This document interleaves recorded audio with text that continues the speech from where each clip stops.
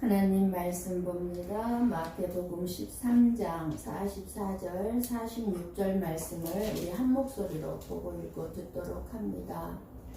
같이 봅니다. 천국은 마치 밭에 감추인 보화와 같으니 사람이 이를 발견한 후에 숨겨두고 기뻐하며 돌아가서 자기의 소유를 다 팔아 그 밭을 사느니라. 또 천국은 마치 좋은 진주를 구하는 장사와 같으니 극히 값진 진주 하나를 발견하매 가서 자기의 소유를 다 팔아 그 진주를 사느니라. 아멘. 아멘. 오늘 이 예배 시간이 여러분에게 복된 시간인지 아시고 예배를 드리고 있습니까? 아멘. 여러분이 참으로 복된 시간인지 알고 예배를 드리고 있다면 예배 시간을 통해서 여러분의 마음에 기쁨과 감사가 넘치고 있을 것이고 또 은혜가 충만한 시간으로 느끼실 것입니다. 오늘 말씀의 제목이 자기의 소유를 다 팔아. 뭐지? 통일교 생각이 납니까? 신천지 생각이 납니까?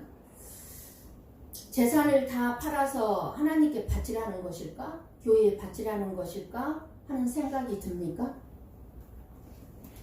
인간적인 해석으로 자기의 소유를 다 팔아 천국을 사라는 뜻으로 해석할 수도 있습니다. 그러나 솔직히 저와 여러분의 소유는 없습니다. 생명도 우리의 소유가 아닙니다.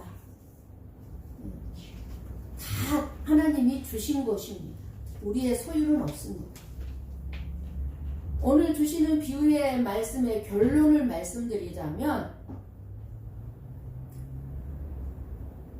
44절에 자기의 소유를 다 팔아, 이것은 저와 여러분의 소유를 다 팔아야 된다는 것이고, 그리고 45절 46절에 자기의 소유를 다 팔아, 여기에 소유를 다 파는 것은 예수님의 소유를 다 팔아 라는 뜻이 들어가 있습니다. 그러니까 저와 여러분도 우리의 소유를 다 팔아야 되고 예수님도 역시 예수님의 소유를 다 파는 것입니다. 천국은 감추어진 보화와 같다는 것입니다. 밭에 감추어진 보화가 아무에게나 발견되지 않은 것처럼 천국도 아무나 다 알게 되는 것이 아닙니다. 천국에 대해서 들었다고 해서 알게 되는 것이 아닙니다. 믿게 되는 것이 아닙니다. 지금 오늘날까지 천국에 대한 복음이 수많은 교회들과 전도자들, 목사들, 선교사들, 방송국, 유튜브 등을 통해서 끊임없이 수없이 홍수같이 쏟아지고 있지만 무지하고 죄와 고집 그리고 욕망으로 사로잡힌 사람들이 영적인 눈이 가리워져서 보화와 같은 이 천국에 대한 복음의 가치를 발견하지도 못하고 받아들이지도 않습니다. 사람들은 진리의 복음을 알고 싶지 않아서가 아니라 너무너무 자기만을 사랑하기 때문에 진리의 복음을 깨닫지 못하는 것입니다. 여러분이 이 세상에서 가장 사랑하는 사람에게 가장 들려주고 싶은 것이 무엇입니까? 길이요 생명이요 진리이신 예수 그리스도입니까? 저는 내 사랑하는 자녀들에게요 오직 길이요 진리요 생명이신 오직 이 예수 그리스도만을 전해주고 싶습니다.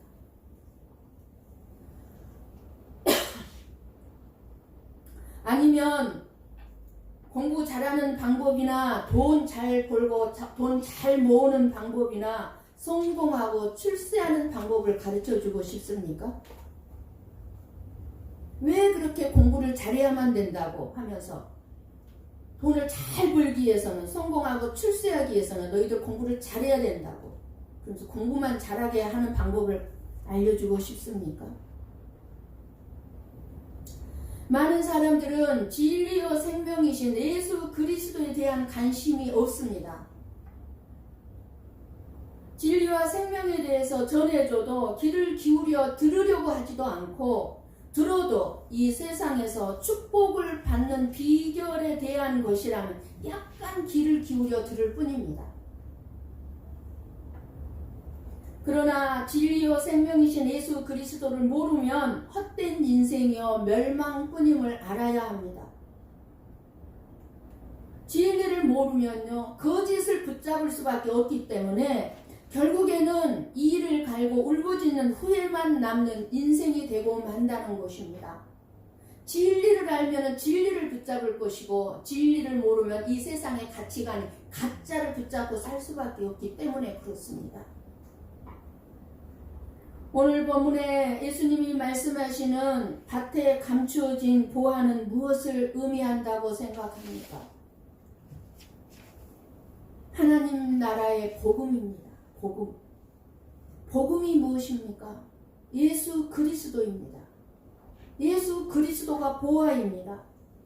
예수 그리스도를 받아들이는 것이 하나님 나라에 들어가는 것입니다. 그러므로 보화를 발견했다는 것은 예수님을 만났다는 것입니다. 예수님을 만나고 보니까 이 세상의 것이 아무것도 아니라는 걸 아니까 나의 모든 소유를 다 팔아서 예수를 살 수 있는 거예요. 보화를 발견한 사람이 자기가 가진 것을 다 팔아 밭을 샀다는 것은 예수님을 잘 믿기 위해서 이 세상에 어떤 대가도 지불하고 어떤 고난이나 희생도 기쁘게 받아들인다는 것입니다. 예수님을 잘 믿기 위해서. 오늘 저와 여러분이 예수님을 만나고 진리를 깨닫게 된 것은 엄청나게 복을 받은 자들임을 우리는 알아야 할 것입니다. 아멘. 보화를 받은 거잖아요. 보화를. 오늘 이 시간에도 수많은 교회에서 지금 현재 복음이 선포되고 있고 알게 해주고 있지만 보화를 보화로 알지 못하고 그 보배로운 진리를 듣지 못하는 사람이 너무나 많이 있습니다. 또 듣기는 들어도 깨닫지 못하는 사람이 얼마나 많은지 모릅니다. 그런데 여러분은 보화 중에 보화인 복음의 지금 진리를 듣고 예수님이 보화 중에 보화요 보물 중에 보물임을 깨달으셨으니 이 얼마나 복된 인생입니까? 여러분 그거 인정하십니까? 그래서 하나님의 말씀은 복음을 들음이 은혜 중에 은혜임을 가르쳐 주고 있습니다. 아무리 교회를 오래 다녀도 예수님이 보화라는 사실이 깨달아지지 않고 그저 이 세상에 그저 물질만을 쫓아서 살아가는 보화가 보화로 믿어지지 않는 사람은 참으로 불쌍한 사람입니다. 그러나 예수님이 세상에 그 어떤 보화보다도 더 소중한 분임을 깨달았다면 여러분은 엄청난 복을 받은 행복한 사람입니다. 혹시 여러분 중에 아직도 여러분과 함께 계신 예수님이 보화 중에 보화라는 사실이 믿어지지 않는 분 계십니까? 하나님께 눈을 열어 보화를 발견하게 해달라고 기도하는 마음으로 귀한 생명의 말씀을 들으시기 바랍니다. 아멘. 천국은 밭에 감추어진 보화로 예수님은 비유로 말씀합니다. 그런데 많은 사람들이 밭에 감추어진 보화를 찾지 못하고 헛된 보화를 찾고 있습니다. 헛된 보화가 자신의 인생에 최고의 행복을 가져다 준다고 생각하면서 이 세상에서 재물이나 성공이라는 물질적인 보화를 찾아서 무지개를 찾듯이 그렇게 달려가는 인생을 살아가고 있습니다. 무지개가 잡힙니까? 헛된 소망이죠. 잡을 수 없어요. 도망갈 뿐입니다. 결코 재물이나 성공이 그의 허무한 인생의 운명을 바꿀 만큼 능력이 있거나 행복을 주는 소유물이 되지 못한다는 것입니다. 돈이나 성공으로 인간의 행복을 살 수 없다는 것이 엄청난 돈을 가진 자들의 고백입니다. 얼마나 무서운 죄를 많이 짓습니까? 많은 돈으로. 더럽고 추한 죄를 얼마나 많이 짓고 살아가고 있는지 모릅니다. 그것이 행복일까요? 예수님은 세상의 물질로 영혼의 안식과 평안을 얻으려는 자를 어리석은 자라 하였습니다. 돈을 쌓아놓고 이제 됐다. 나는 이제 편안하게 살 수 있겠어. 그런 자를 향해서 어리석은 자. 이 세상 보화로 죄지은 양심을 달랠 수 없고 영혼의 깊은 공허를 채울 수가 없습니다. 참된 보화는요, 천국으로 오신 예수 그리스도입니다. 천국은 모든 것을 우리가 다 버리고라도 얻어야 할 최고의 가치가 있는 것이라는 말씀입니다. 그런데 오늘 말씀을 자세히 보면 이 보화를 찾은 사람이 있습니다. 이 보화를 찾기 위해서 다른 사람의 밭을 파헤친 것이 아니라 보화가 그 사람에게 드러나는 것으로 말씀하고 있습니다. 이 사람이 보화를 찾기 위해서 밭을 파헤친 게 아니에요. 우리가 예수님이 보화인 줄 알고 힘써서 보화를 찾은 것이 아니라 보화이신 예수님이 저와 여러분에게 예수님 스스로를 드러내심으로 우리가 예수님을 발견하게 된 것입니다. 언제 우리가 예수님을 찾았나요? 우리는 예수님을 찾은 적이 없습니다. 근데 어떻게 발견하게 됐나요? 예수님이 우리를 찾아오셨어요. 발견되게 하셨어요. 우리는 여기에서 예수 그리스도를 만나기 전에 우리들 자신의 삶을 모습을 볼 수 있어야 됩니다. 우리는 참된 행복도 소망도 없이 헛된 삶을 하루하루 살던 허무주의자들이었어요. 마귀의 죄악의 권세 아래 종노릇하면서 그것이 내가 마귀의 종노릇하는 삶을 살고 있는지도 모르면서 허물과 죄로 죽었던 존재들이 바로 저와 여러분이었습니다. 그런데 밭을 갈던 중 보화를 발견했어요. 밭을 갈았다는 건 뭐예요? 여기서 밭은 뭐겠습니까? 세상을 살아가던 중. 우리가 천국에 들어가는 방법이 우리의 노력에서 출발하는 것이 아니라 상상을 초월한 하나님의 은혜로 구원받게 됨을 깨달을 수가 있습니다. 우리 한번 에베소서 2장 8절 말씀을 봅니다. 같이 봅니다.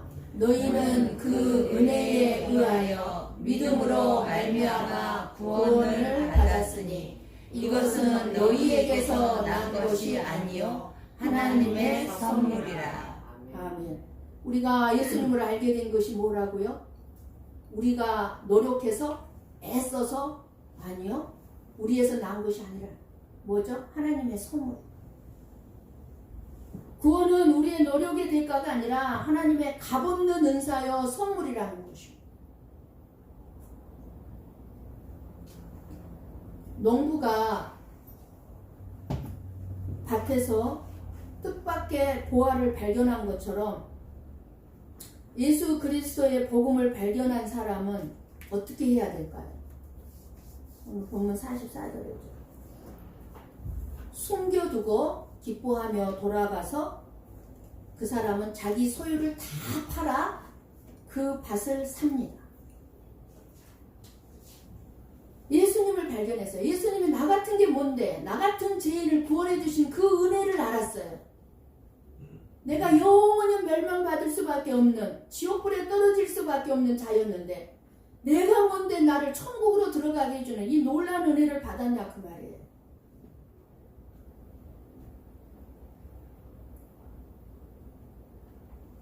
너무 기뻐요. 이루 말할 수 없이 기뻐요. 보화를 발견했으면요. 그러면 보화만 들고 가면 되는데 왜 밭을 샀을까요? 그런 의문이 안 드십니까? 예. 그런 의문이 들더라고요. 아니 왜 보화만 딱 들고 가지? 그러면은 밭 안 사도 되잖아요. 내 소유 다 안 팔아도 되잖아요.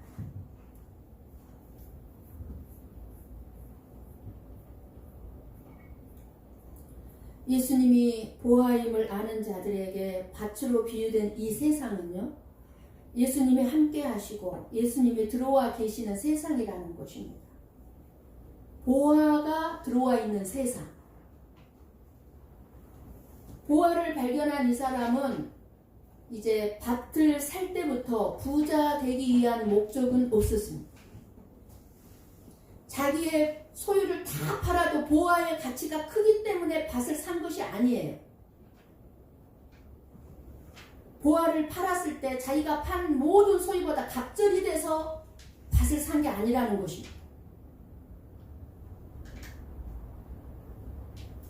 밭이 자기 자신에게 무엇을 주든지 상관없이 밭에 보화가 있는 것으로 만족할 수 있는 것입니다. 즉, 이 세상에 예수님이 나와 함께 하고 있는 것으로 만족한다는 것입니다. 이게 세상을 사는 거예요. 밭을 사는 거예요. 돈의 지배를 받고 사는 사람은 그 돈의 힘에 따라서 세상과 이웃과 자신을 이해하고 평가합니다. 그 돈 가지고 평가를 하는 거예요. 쉽게 예를 든다면 직장에서 직원을 쓸 때에도 저 사람은 얼마짜리인가 하고 돈의 가치로 그 사람을 생각하고 그 돈의 논리와 지배가 자리 잡고 있는 것입니다. 그래서 이 사람은 얼마짜리 가치가 있어. 얼마를 주는 연봉 얼마를 주고 이러한 일을 시켜야 돼. 시킬 거야. 이런 돈의 가치로 사람을 따지는 거예요. 예를 들어서. 근데 저나 여러분이 누군가를 봤을 때 돈 많은 사람이면 더 가치 있게 보고, 거지들은 뭐예요? 사람 가치도 안 치죠. 거지를 보면서는. 이렇게 평가합니다. 우리들이. 돈의 가치로. 자존심의 지배를 받고 있는 사람들이 있어요. 자존심이 조금만 상하면은요, 못 견디는 사람이 있어요. 그런 사람들은요, 어디를 가든지 자기 존재가 나를 어떻게 평가해주고 나를 어떻게 대해주는가에 따라서 자기 자신과 다른 사람을 그리고 세상을 평가합니다.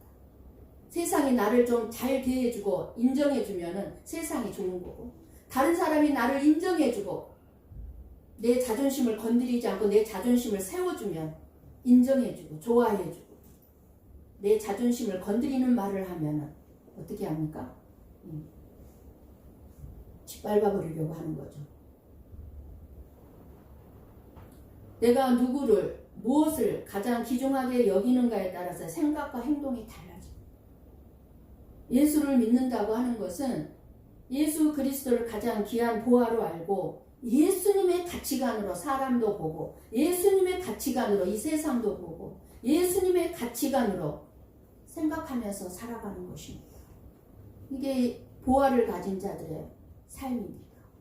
예수님의 가치관으로 보는 거예요. 예수님. 그래서 예수 그리스도께서 원하시는 것은, 예수 그리스도께서 원하시는 것을 쫓아 나의 우선순위를 정하면서 사는 것입니다. 예수님이 기뻐하시는 가치관으로 이 세상을 보고 다른 사람들을 보고 내 자신을 평가하는 그런 기준으로 삼는다는 것입니다. 내 자신의 기준이 뭐냐? 나의 자존심도 아니고 내가 가진 물질도 아니고 내 안에 계신 예수님이에요. 예수님만이 기준이 되어야 되는 것입니다. 예수님이 이 사람을 어떻게 생각하는가? 예수님이 이 사람에게 내가 어떻게 대해주기를 원하는가?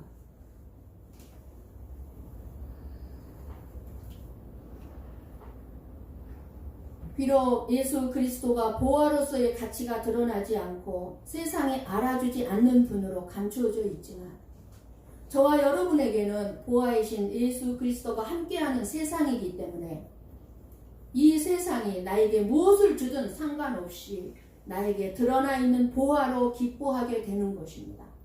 그래서 밭을 사는 거예요. 그러니까 이 세상을 살아간다는 것입니다.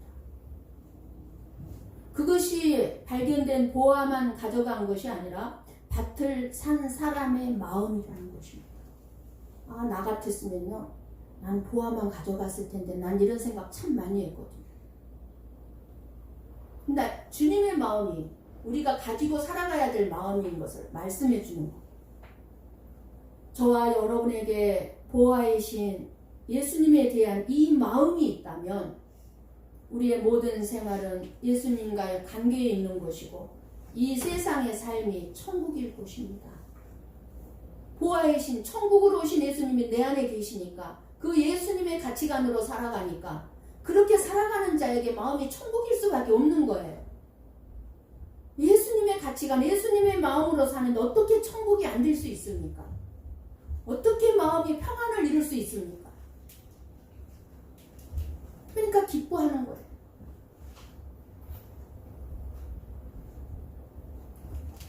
여러분 들은 말씀 우리 44절 다시 한번 보십니다. 같이 봅니다. 천국은 같이 밭에 감추인 보화와 같으니 사람이 이를 발견한 후 숨겨두고 기뻐하며 돌아가서 자기의 소유를 다 팔아 그 밭을 사느니라.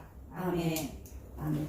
44절 보죠. 자기의 소유를 다 판 것은 뭐예요? 우리의 소유권을 예수님께 다 맡겼다는 것입니다. 내 생각으로 사는 것이 아니라 예수님의 가치관으로 이 세상을 살아간다는 뜻입니다. 내 소유권이 나에게 있는 것이 아니라 예수님께 있다는 것입니다.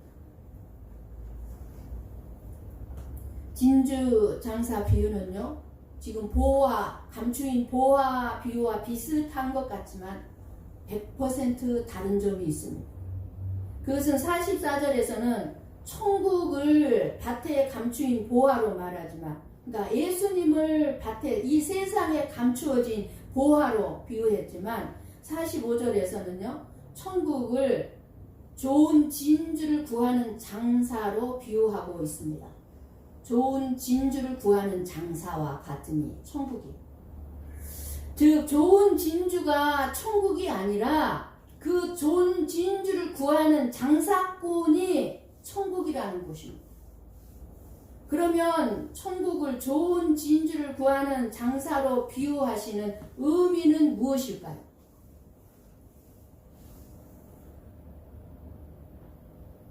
천국을 마치 좋은 진주를 구하는 장사와 같으니, 그러니까 하나님이 택하신 하나님의 백성을 찾으시는 예수님을 좋은 진주를 구하는 장사꾼으로 비유해서 말씀해주고 있습니다.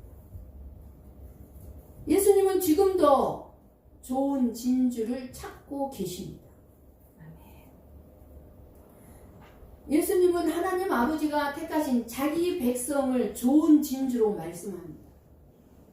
그리고 예수님은 그 좋은 진주를 찾으시는 분으로 오셨고, 그 좋은 진주를 찾게 되면 자기의 소유를 다 팔아. 즉 무슨 말이에요? 예수님의 소유를 다 판다는 것은 무슨 말씀이겠어요? 예수님은 자기의 목숨까지 다 내놓고 자기의 택한 백성을 사게 된다는 것입니다. 산다는 것입니다. 목숨 내놓으면 자기 소유 다 판 거죠. 목숨 이상 더 뭐가 있습니까?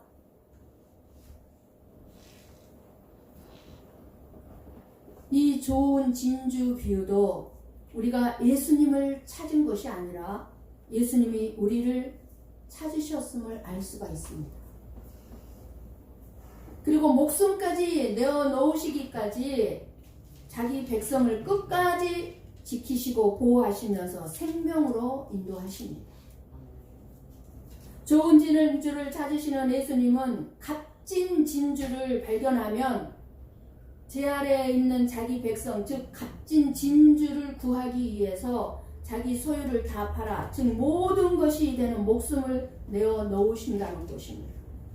내어놓으셨습니다.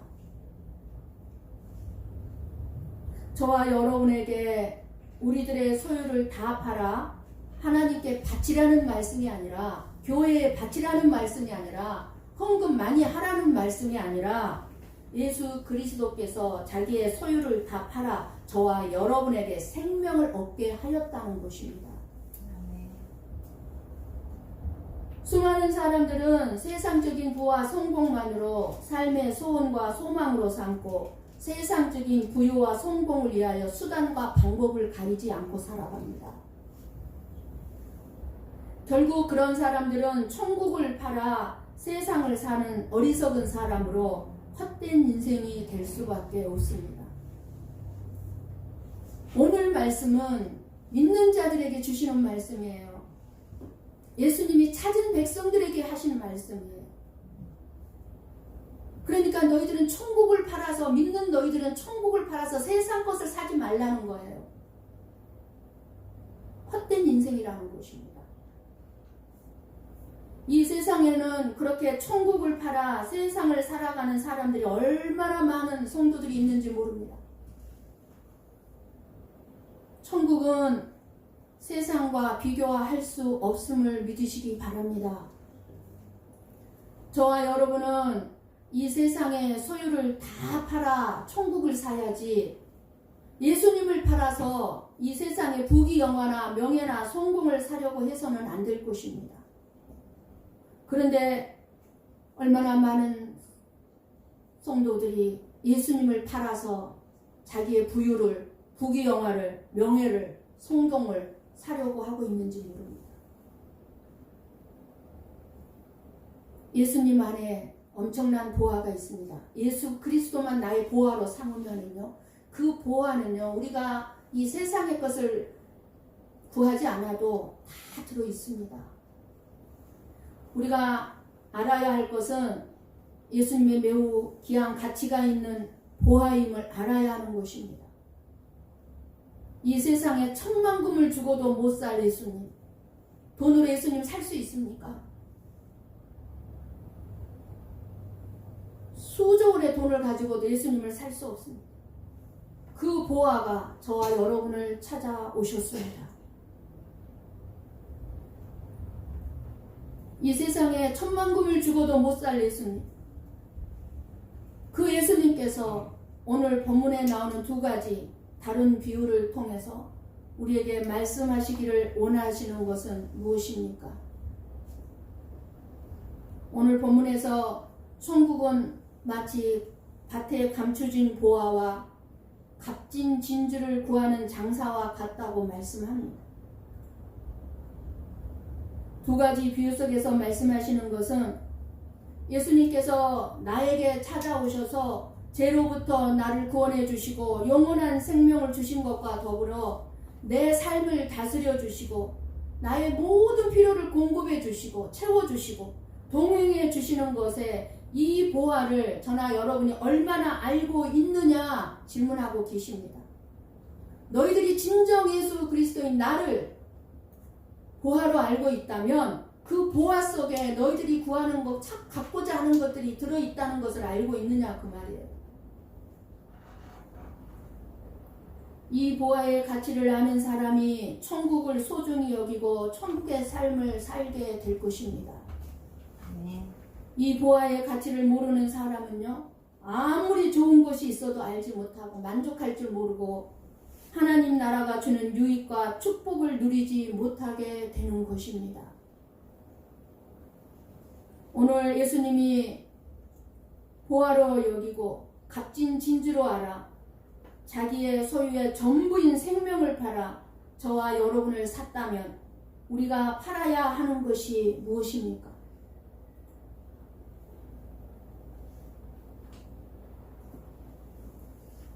우리도 우리의 소유를 다 팔아야 되지 않겠습니까? 저와 여러분이 하나님 나라의 가치를 알고 예수 그리스도의 보화의 가치를 안다면 천국을 소유하기 위해서 포기해야 할 것은 포기하는 결단이 있으시기를 원합니다. 그 보화의 가치를 안다면 마땅히 내가 포기해야 될 것이 있을 것입니다. 포기하십시오. 내려놓으십시오. 그러면 놀라운 기쁨과 소망의 삶이 시작될 것입니다. 여러분이 상상하지도 못한 은혜가 쏟아질 것입니다. 사랑하는 성도 여러분, 세상의 소유를, 자기의 소유를 다 팔아 천국을 사는 사람이 될 수 있기를 원합니다. 진정한 천국의 가치를 발견한 사람은 모든 것을 하나님의 나라에 투자할 수 있게 될 것입니다. 인색한 마음이 아니라 기꺼이 기쁘고 감사한 마음으로. 왜냐하면 다른 것과 비교할 수 없도록 귀한 것이 내 안에 있고 그것이 바로 천국의 가치이기 때문입니다. 예수를 팔아 예수님을 이용해서 세상의 부귀영화를 사는 어리석고 불쌍한 헛된 인생이 되지 않기를 원합니다. 예수님을 이용하려고 하지 마시기 바랍니다. 예수님께서 자기의 소유를 다 팔아 사신 바 된 저와 여러분이 여러분의 소원과 소망을 예수님께서 이루어 주실 것이고 천국에 두고 사는 그리고 저와 여러분이 다 되시기를 예수님의 이름으로 간절히 축원합니다. 아멘. 기도하시겠습니다.